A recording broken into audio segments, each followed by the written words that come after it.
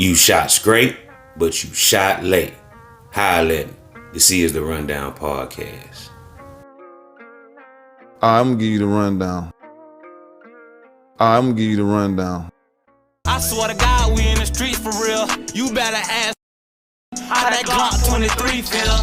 And I'm doing this without a deal. Put on my ski collar P, I'm trying to shoot some threes. And on the other end, I heard the whole city wanna murder me. I dropped my address, I'm on 1646 West 45th Street. Bitches called the phone, said they got the low, I told them do it. I ain't spam shit, it's on site if we into it. All my niggas get active, jump the car, we all in trap. This money make a nigga do it.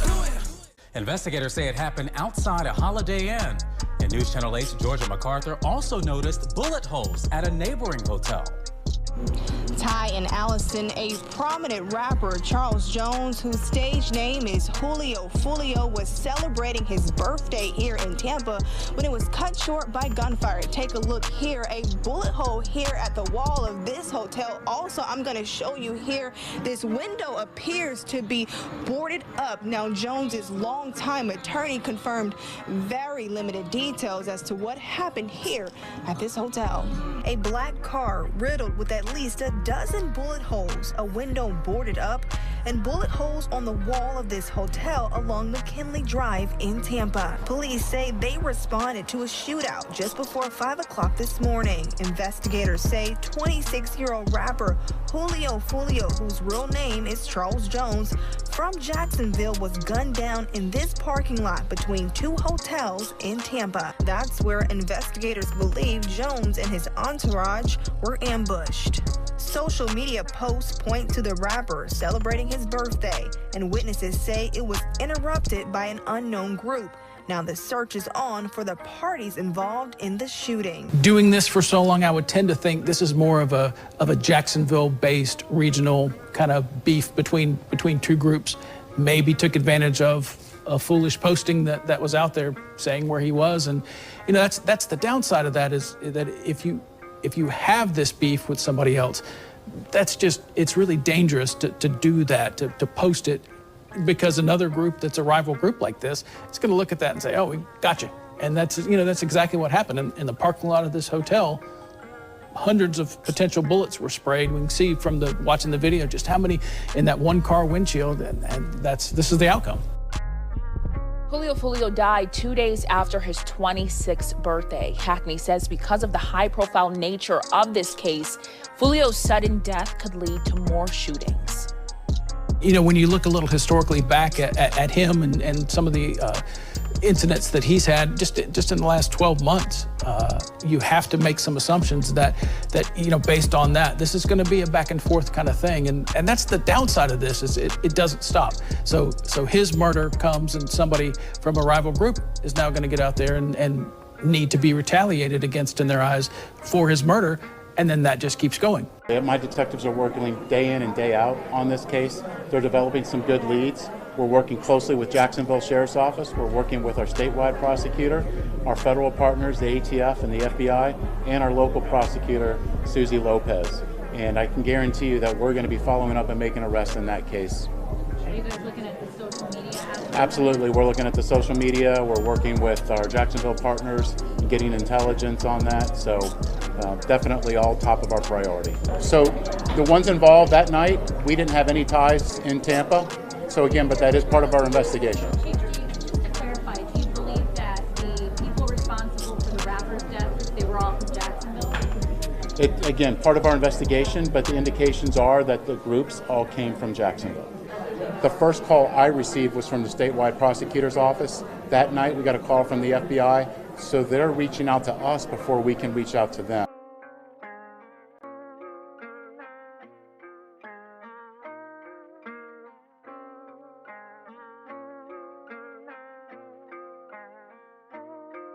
Hey, how you doing? My staff was really affected by this, so I don't know if you're part of his camp or not. But just, show some reserve. Yeah, kind of relayed that, yes ma'am. I can't explain to you because my staff, look.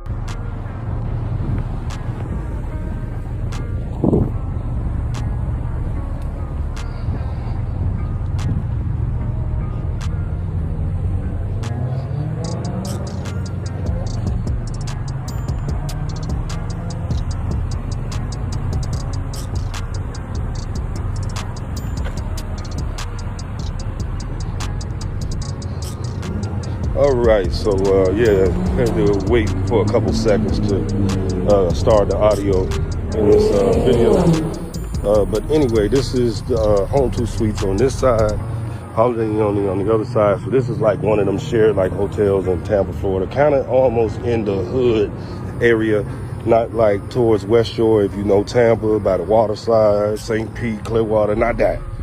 So it's not one of those.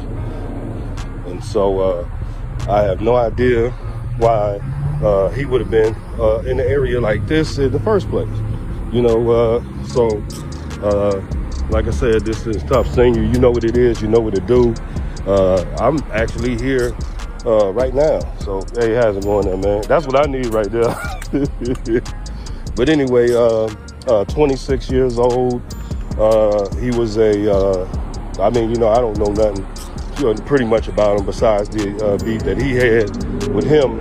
But if you come off Fowler Avenue, it comes off this area here, you know. So, like I could see him going towards West Shore Drive, West Shore Boulevard, or towards St. Pete. But here, I have no idea, you know. Somebody should have talked to him and told him something, you know. But some of his security should have told him, no, not this area. All right, so you know what it is, you know what to do. This your boy Tough Senior. Hey, how you doing?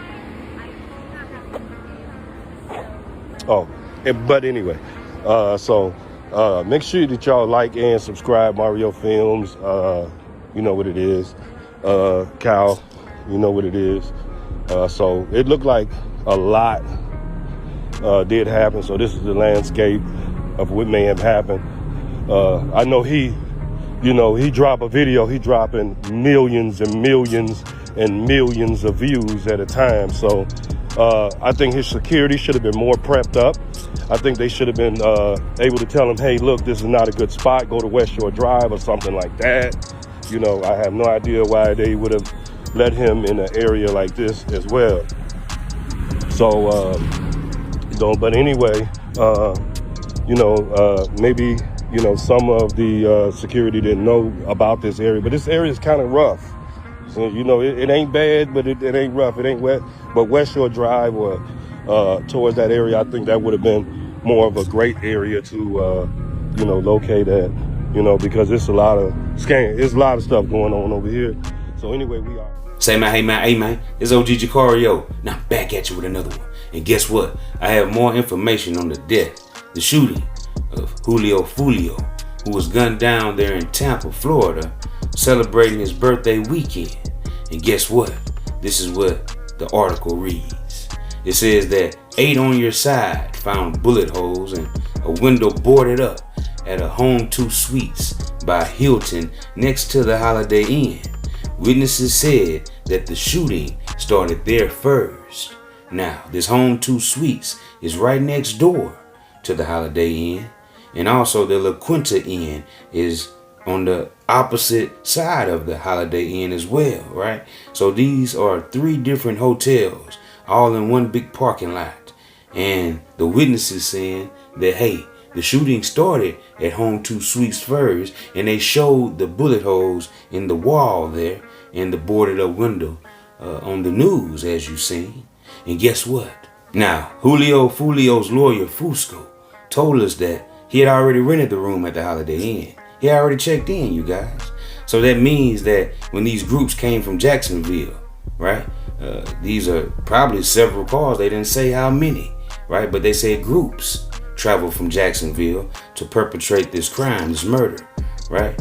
And many could have already been trailing him from that Truth 18 club back to the Holiday Inn, where some were possibly already waiting in that parking lot. And this way, they couldn't lose track of Julio. You stay on his trail, you already have people there who gave the drop because he had previously got the room at the Holiday Inn before he even went to the club. Wow, yikes. So that means that all this here was orchestrated, you know, by those who were obviously in that entourage of his who gave the drop. Now, we all know that Julio never dropped his location to the Holiday Inn, right? So that's letting us know that when he pulled in that parking lot, they were already waiting on him, right? So, you know, this shootout that they say occurred happened at the Home 2 Suites first, indicating that whoever was with Julio was shooting back at the suspects, you guys. Wow, guys. See, I didn't recognize that until they said a shootout occurred, and that would leave the bullet holes in the Home 2 Suites establishment first, like the witnesses said. That's where it started at. And then we seen the boarded up windows, indicating that, you know, their hotel was indeed shot up. And then Julio Foolio's car came to a stall, right? And the detectives told us that his vehicle was shot over 100 times. Wow. And that also lets us know that when we seen his homeboy, Kenny K, a lot of people will say, well, hey, Kenny Kapps was on the scene talking to the law enforcement. He was indeed talking to the paramedics, and he's on video, right? And he changed his outfits as well, because he had on one outfit at the Airbnb that's different from the outfit that he went to Truth 18 in, okay? So when you see Kenny K talking to the law enforcement there after the shooting, it's safe to say that he didn't get shot. It's safe to say that he possibly wasn't in the vehicle that Julio Foolio was in as well. Now, the interesting thing about Kenny K is that he was on the scene with Julio Foolio taking pictures at the Airbnb, right? He was partying with him for his birthday weekend. He even went to Truth 18 with him. He's in the video. And by him being in the video, guess what? He was also seen on news coverage, okay? The TMZ footage. He was talking to the paramedics, the law enforcement there, and also the law enforcement in the news coverage. He was on the phone at the time. All right. And this led him to be arrested because they're saying that Kenny K was on probation. He wasn't supposed to be out in Tampa because he didn't clear this trip with his probation officer out there in Jackson. And he had no business out there, or he had no business, even for that matter, of being around guns, being in a shooting, or anything of that matter. You know, because when you're on probation, you're not supposed to be around nothing like that. Even if somebody's shooting at you, you could definitely be in violation and head back to prison. So this is what happened to Kenny K, you guys. On June 11, 2024, an ATF agent acting as an undercover capacity hereinafter UC communicated with Howard through Apple iMessages to coordinate a purchase of meth. Howard, which is Kenny Kapps, using the email address of 8bmkennyKapps@gmail.com, responded to the UC and agreed to sell the UC half a pound of methamphetamine in exchange for $850 in U.S. currency. The UC and Howard further agreed to conduct the transaction in Jacksonville, Florida on Thursday, June 13, 2024. I have reviewed the iMessages and the UC's report summarizing these communications. On June 13, 2024, I participated in a joint operation with ATF agents and detectives with the JSO, the Jacksonville Sheriff's Office, to conduct a controlled purchase of approximately half a pound of meth from Howard. Prior to the operation, we met at a predetermined briefing location where we equipped the UC with audio and video recording AVR equipment and furnished the UC with $1,300 in ATF cashier funds. Prior to leaving the briefing location, the UC communicated with Howard by Apple iMessage to confirm the transaction. Howard confirmed the transaction and directed the UC to travel to a residence on Polk Avenue in Jacksonville, Florida, hereinafter target residence. Howard and the UC agreed to conduct the transaction at approximately 1:30 p.m. At approximately 1:30 p.m., the UC arrived at target residence and contacted Howard by Apple iMessenger to confirm that the UC had arrived. A short time later, Howard exited target residence with a white bag, walked over to the UC's vehicle, and entered the front passenger seat of the UC's vehicle. Once inside the vehicle, Howard handed the UC a white bag with the word Sheen written on the bag in black letters. The UC confirmed the bag contained the meth. The UC then handed Howard $850 in ATF cashier funds. After a short discussion in which Howard advised the UC that Howard could sell coke for reasonable prices, Howard exited the UC's vehicle and returned to the target residence. At approximately 1:35 p.m., the UC departed the area and returned to a predetermined briefing location. At the ATF Jacksonville Division office, I took custody of the meth that the UC purchased from Howard. The audio-video recording was downloaded onto a compact disc and placed into the ATF evidence vault by the UC. The UC and I then weighed and field tested the methamphetamine, which weighed approximately 0.6 pounds or approximately 272 grams, including packaging, and field tested positive for the presence of meth. Following the operation on June 13, 2024, I have since reviewed the recorded video of the controlled purchase, which shows Howard selling meth to the UC.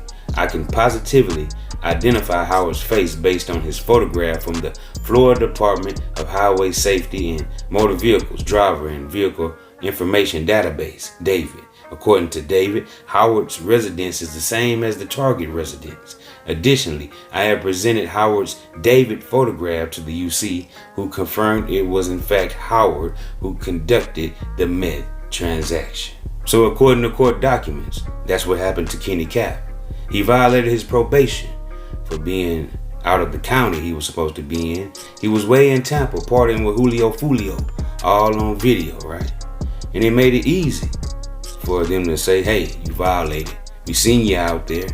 And not only that, the feds pick up the case while Kenny was locked up on that violation. And now he has a drug charge, another felony, right? For selling meth to a UC undercover. Wow. So it's definitely not looking good for Kenny Kapps at this moment. Why did the feds wait? Why did the ATF stall Kenny Kapps from being arrested? Because this happened back on June the 13th, right? Why did they wait till after Julio Foolio's murder and till after Kenny Kapps violated his probation and all that just to arrest him, right? Take him in custody. They could have been took him in custody. Well, many are saying they wanted to get Kenny Kapps off the streets before the bloodshed starts behind the war of the death of Julio Foolio. And that could very well be true. How to sit down with my killer, nigga. My killer. 20,000 to get you touching, that ain't nothing. Boy, that ain't still in the trenches with my brothers on the muscle. Push up my stuff, I call a play, you know we come. At one time, he faced up to life in prison, but today, a 20-year-old Jacksonville man, Robert Howard, received a much shorter sentence for a deadly shooting 4 years ago following a Range High School football game. At the time of the crime, Howard was 16. 19-year-old Joe Rod Adams died. 2 other teens were wounded. Robert Howard was initially arrested on a second-degree murder charge. That charge was upgraded to first-degree murder, but he has now been sentenced to manslaughter and aggravated battery because witnesses stopped cooperating. According to Howard's original arrest report, the incident was gang-related, and he was listed as a gang member. Over the years, Murphy says people posted these videos damaging her son's grave. She's also heard her son's death mocked by rappers in music videos. They refer to him as Spaz. Spaz face hot. You wouldn't have went to the game, your name would have been in this. You just gotta be seen. You gotta be out there, your face gotta be seen, and it causes trouble. You can't do that. What was wrong with sitting home? Why you just can't go home? You got the TV, you got your game. You just could have been home. You didn't have to go to the game Friday. Now you here. And you went in when you were 18? No, I went when I was 16. 16. God damn. Yeah, so you were still in school? Yeah, so I was my first week of 11th grade. Okay, well let's talk about the night. In 2018, it was, I guess you were at a football game. And I mean, this night didn't only change your life, but it changed 3 others' lives. 1 was shot and killed, and 2 others were shot. And I'm only asking you because it's out there, so it's everywhere. It's on YouTube, so it's everywhere. Google, everywhere. I guess that night they accused you of shooting 3 people at a football game, and one person died, 2 survived, and I mean, there was witnesses and everything. Yes, sir. You know, like, due to like my probation and stuff, I can't really go into a lot of details and stuff. But you know, like you said, it's out there. So, you know. Now I'm reading that it was 2 witnesses there. 2 people say that they saw you with the gun. They saw you take the gun out and point it. And then one other witness even said that they heard you say somebody's gonna die tonight. Like, it was literally, witnesses were there. And you know, and I know in cases like this, a witness could take everybody down just by somebody saying they seen something. But in your cases, 2 witnesses that said they seen something, they heard you. Now, surprisingly, this case it took a turn. The 2 witnesses, they tried, I guess they tried to interview these people, and they didn't show up. When you received the news that the witnesses didn't show up, I mean, do you remember where you were at when your lawyer told you that these witnesses they're not cooperating? I was in my, you know, I was incarcerated, so I was in my cell. Just patience and a lot of praying, a lot of faith. I mean, that's easy to say, but a life sentence turned into what? 4 years and 10 months. 5 years. I actually got 10 years on probation. You know, some of my, right now, like, I can't go into details about stuff because my probation, like some of my rules, my probation, I can't talk about my case. You know, I can't go into details about my case. Foolio, I see you with Foolio a lot in pictures online and shit. Yeah, Foolio, like, he like my cousin, but like, yeah, we from the same neighborhood. I'm from IB, he from Hilltop, but my dad from Hilltop, and my dad and his dad was real close. You're affiliates, you're damn near cousins with Foolio, and this is like the most hated guy in Jacksonville. How do you maneuver knowing that, you know how shit gets, man? Yeah.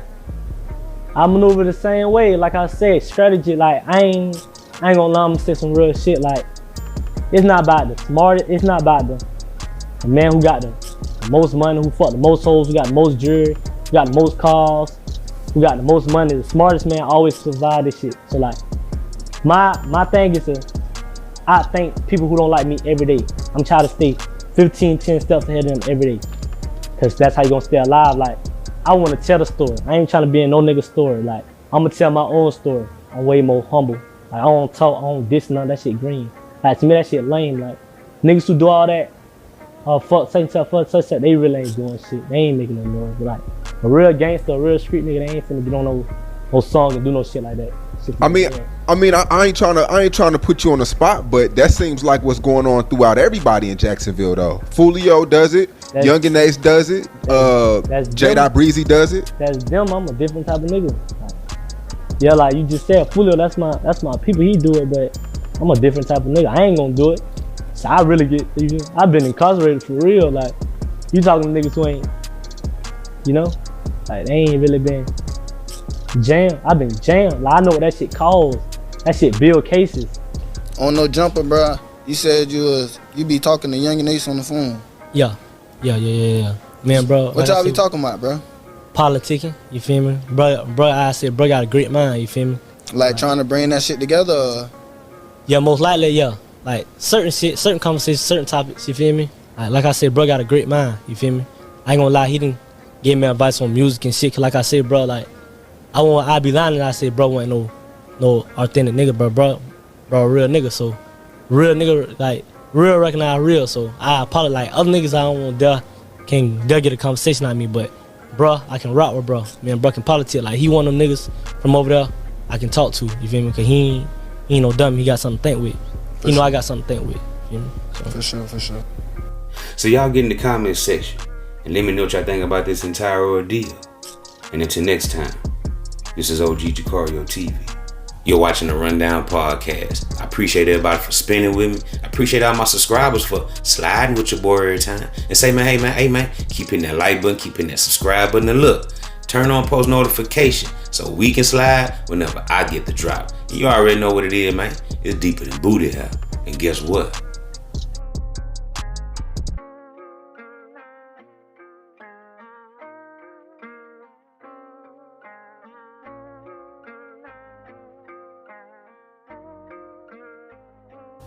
I'm gone.